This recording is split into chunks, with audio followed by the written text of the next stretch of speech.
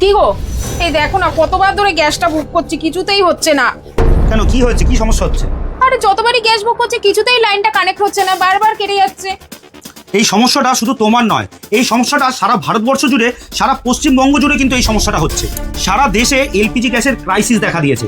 দেখো না, এখনো বুকিং হচ্ছে না। হবে হবে, আমি সেটাও বলছি কিভাবে করবে।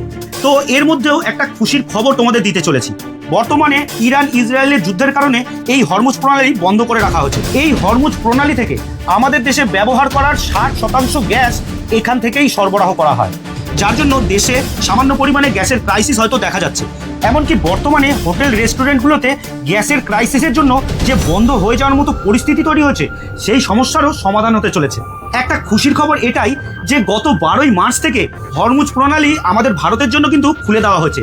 আর ইরান বলেছে যে ভারতের সমস্ত জাহাজ এই প্রণালী থেকে ভারতে আসা যাওয়া করতে পারবে। এবং এটাও বলেছে ইরান যে ভারতের কোনো জাহাজের উপরেই কোনো রকমভাবে আক্রমণ করা হবে না। তবে এই যে বুকিং নিচ্ছে না, এবার তো রান্না বান্না খাওয়া দাওয়া সব বন্ধ হয়ে যাবে। হয়তো এমন সমস্যা আপনাদের সাথেও ইদানিং হচ্ছে।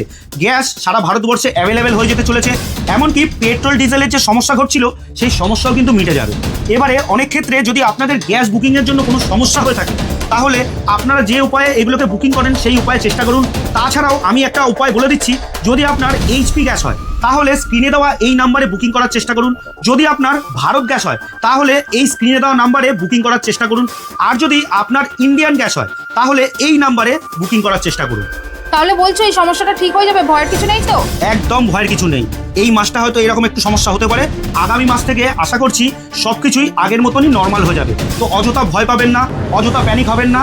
এমনভাবে অনেকেই কিন্তু ভয় রয়েছে, অনেকেই প্যানিক হচ্ছে। তো সুতরাং এই ভিডিওটি শেয়ার করুন, যাতে দেশের প্রত্যেকটা মানুষ জানতে পারে যে আগামী দিন সবকিছু নর্মাল হতে চলেছে।